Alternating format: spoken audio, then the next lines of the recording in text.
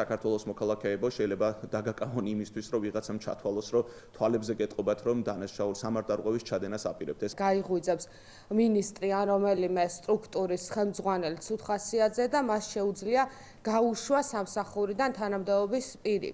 ქართულმა ოცნებამ მოახერხა და 9 დღეში განუკითხავობა დააკანონა. არალეგიტიმურმა პარლამენტმა დაჩქარებული წესით შეიტანა ცვლილებების საჯარო სამსახურის შესახებ კანონში და ადმინისტრაციული სამართალდარღვევის კოდექსში. ოლიგარქის გუნდმა საქართველოს ისტორიაში პირველად პრევენციული დაკავების მექანიზმი შემოიტანა.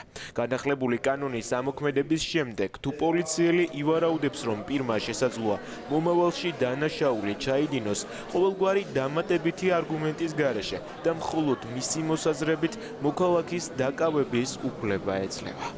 ადმინისტრაციული ჯარიმა თუ მიუღია ადამიანს რაღაცა თუნდაც წითელზე გადასვლის გამო, პოლიციას უკვე შეუძლია მისი დაკავება და 48 საათით იზოლატორში გამოკეტვა. თუმცა ეს არ იფიქრონ იმ ადამიანებმა, ვისაც არასოდეს ჩაუდენია თუნდაც სამართალდარღვევა, თუ ასეთები მოიძებნებიან, რომ მათ არ შეეხებათ ეს ცვლილება, რადგან თუ პოლიციელმა თუნდაც ისეთი ადამიანი დააკავა, რომელსაც არავითარი სამართალდარღვევა მანამდე არ ჩაუდენია და 48 საათით მაინც უკანონოდ გამოკეტა, სასამართლო არ ამოწმებს დაკავების კანონიერებას და შესაბამისად ეს პოლიციელი არავითარ რაღაცას დისციპლინირებას არ დაექვემდებარება. სამართალდარღვევათა კოდექსში ბევრი ისეთი ცვლილება შევიდა, რაც შეკრებისა და გამოხატვის უფლებას თითქმის ბოლომდე ზღუდავს. გამკაცრდა ამუხლების დარღვევის შესაბამისი სანქციებიც. მაგალითად, თუ არასრულწლოვანი აქციაზე პოლიციელის კანონიერი მოთხოვნისადმი დაუმორჩილებლობაში დაადანაშაულეს, მის მშობელსაც დააჯარიმებენ შვილის ვერააღზრდისთვის.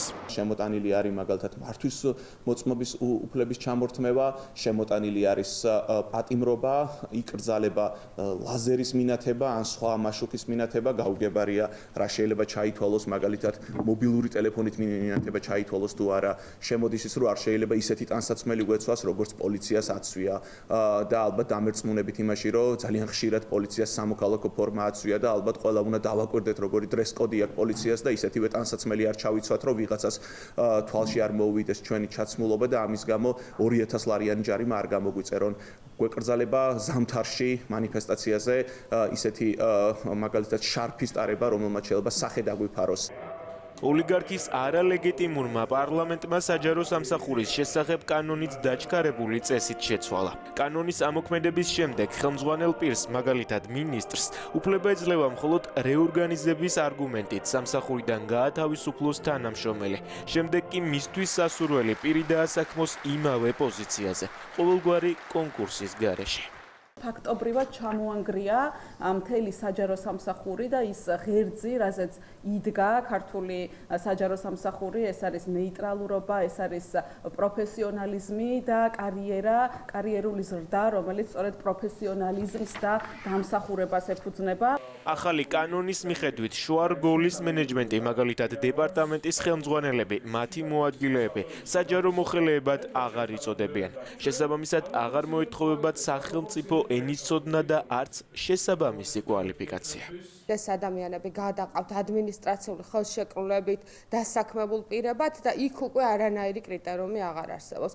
იქ აღარ არის სავალდებულო არც საქართველოს მოქალაქეობა, არც სახელმწიფო ენის ცოდნა და არც რაიმე განათლება თუ საჯარო მოხელის სერტიფიკატის ქონა. საბოლოოდ ეს ცვლილებები თუ კი ამოქმედდა, შეიძლება შევაფასოთ ამგვარად, რომ ის მთლიანად ჩამოანგრევს საჯარო სამსახურის სტაბილურობას. იურისტები დარწმუნებულები არიან, რომ კანონში შეტანილი ცვლილებები ერთადერთ მიზანს საჯარო მოხელეების დამორჩილებასა და მათ რეპრესიებს ემსახურება. მას შემდეგ, რაც არალეგიტიმური ხელისუფლების ანტისახელმწიფოებრივი გადაწყვეტილება თითქმის ყველა სამინისტრომ და საჯარო სამსახურმა დაგმო, ოლიგარქის გუნდმა ახალი სადამსჯელო მექანიზმი ამოქმედა. ეს ადამიანები იქნებიან ფაქტობრივად დაუცველები, სამართლებრივად დაუცველები და ნებისმიერ დროს მათი გათავისუფლების შესაძლებლობა ექნება დამსაქმებელს. გარდა ამისა, ეს რა თქმა უნდა, ალბათ გულისხმობს იმას, რომ ამ გზით ცდილობენ, რომ ეს შუარგოლის მენეჯერებზე ზეწოლა გაზარდონ, რომ მათ თავის მხრივ შეძლონ ის, რომ კრიტიკული აზრი არ არსებობდეს მათ დეპარტამენტებში. ოლიგარქის არალეგიტიმურ ხელისუფლებას სურს მოქალაქეები დაჭერითა და ჯარიმებით დააშინოს. პარალელურად მაქსიმალურად გაწმინდოს საჯარო სამსახურები განსხვავებული აზრის მქონე ადამიანებისგან. შედეგი საპირისპიროა. 19 დღეა ხალხი ქუჩაში უწყვეტად გამოდის.